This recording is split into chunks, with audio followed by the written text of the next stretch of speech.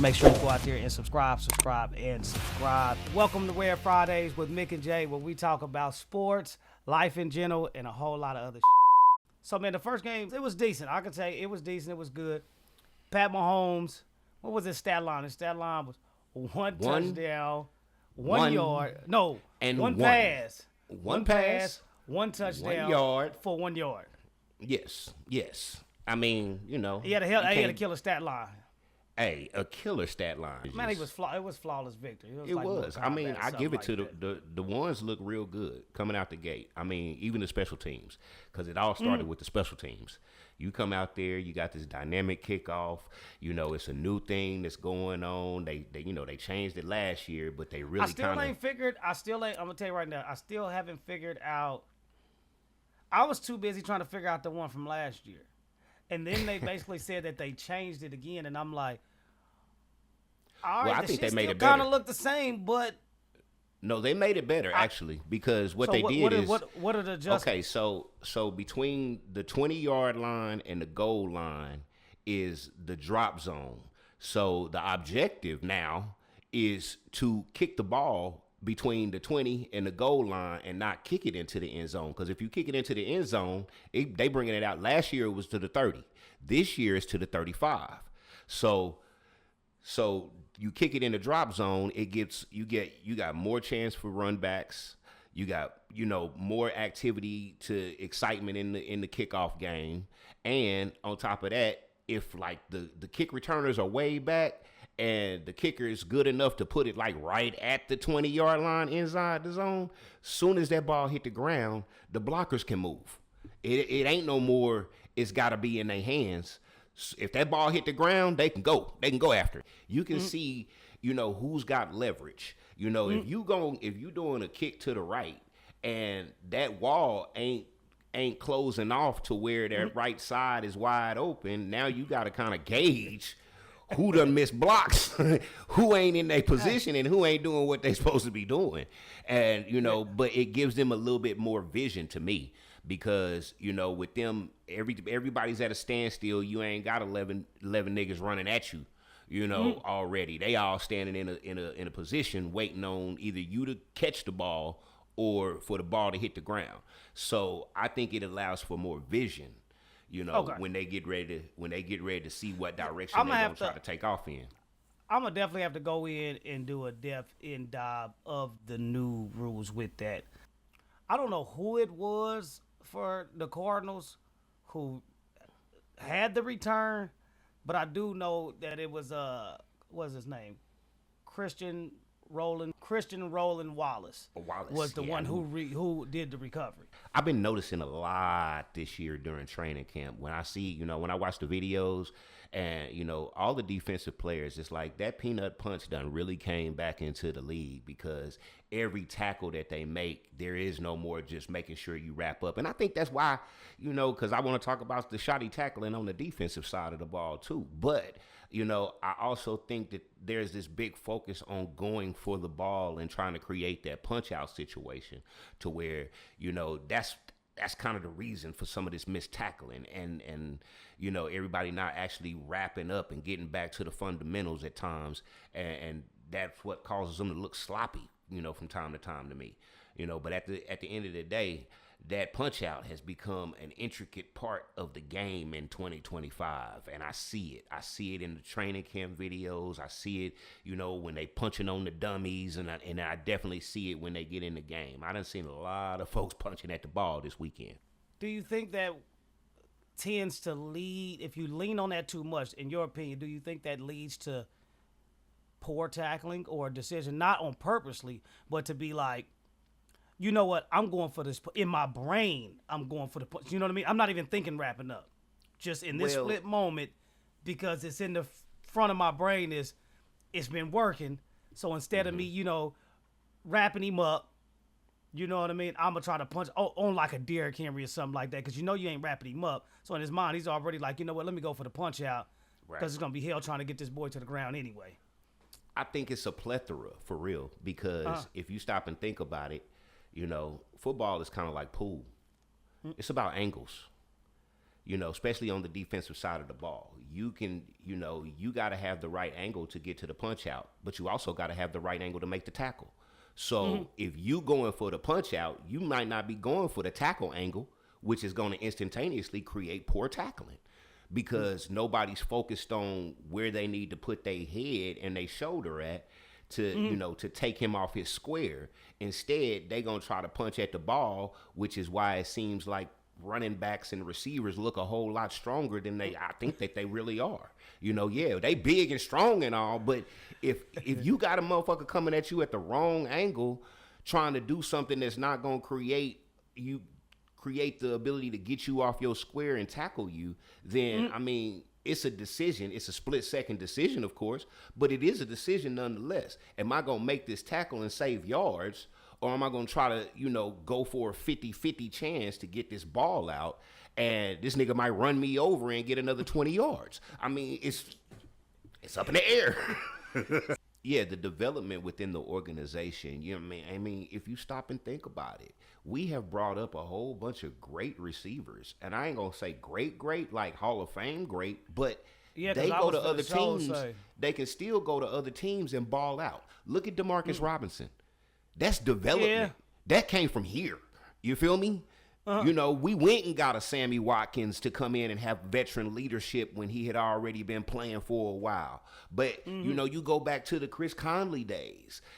All these receivers was developed within this organization, and then we sent them off. Yeah, all right, we ain't going to pay you. We going to send you off and let you go do your thing, and we going to get some draft picks and bring in some young cats, because I see how they did it.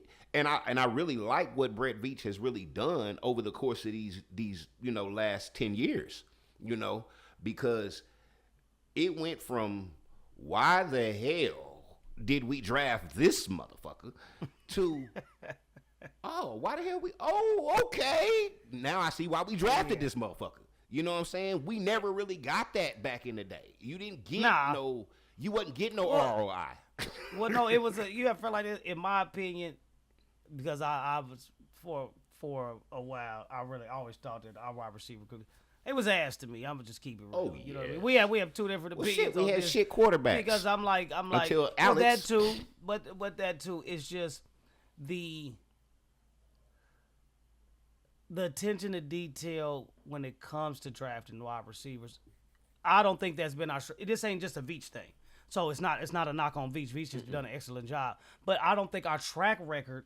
My opinion, for that particular, when I look at all the other categories that we've drafted since late 90s, I won't go back in the day, but I'm talking since I've been able to focus and really, really been watching, you know what I mean? Since you got running backs out the wazoo, and then all our running backs were successful because of our O-line that was consistent, that had been stuck with like glue with each other for 5-10 years, your Willie Roast, Shields, things of that nature, to where you could have plugged anybody from your Priest Holmes, Greg Hill, Larry Johnson, Jamal Charles. So we was drafting good running backs. Right.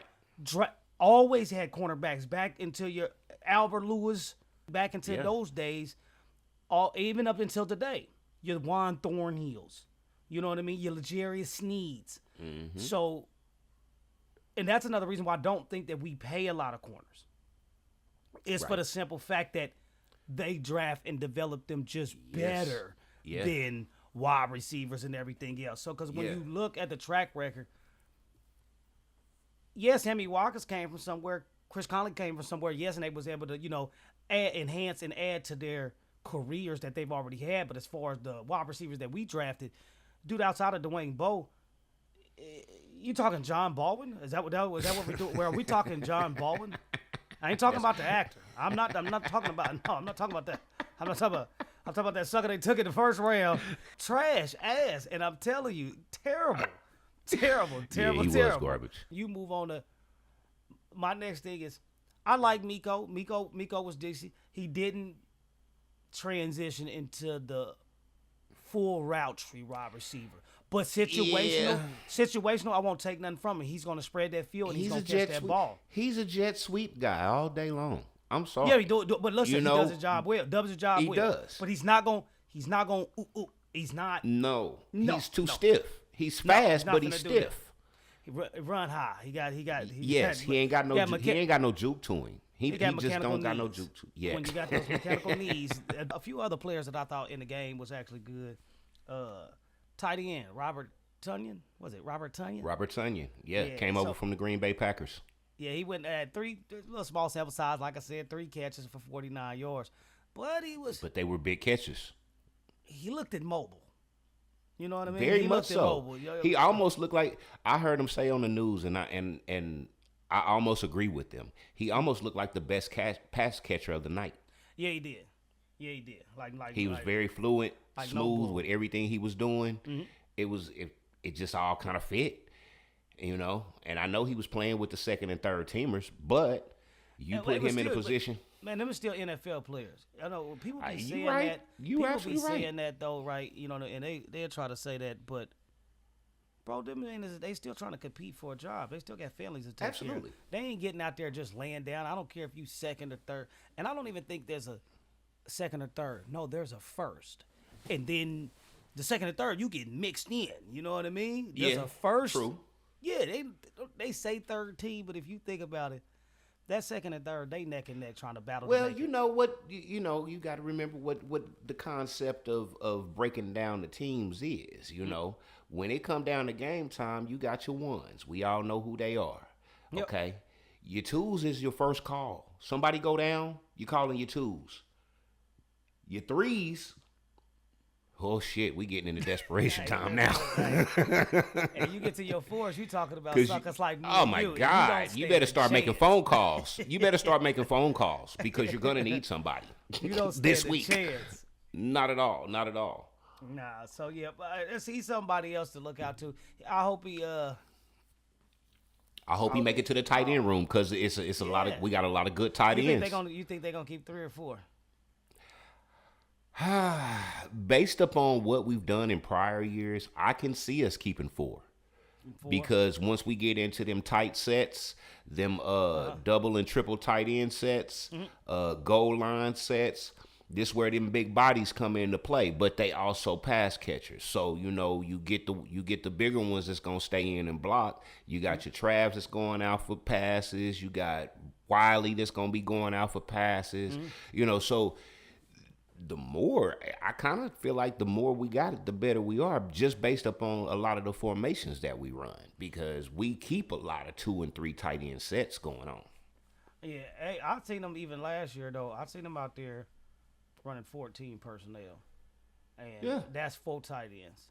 So 14 personnel, 4 tight ends, and it's rare, but I think we got the tight ends that can do that. I think they're gonna keep 4 on, and I think they probably gonna stash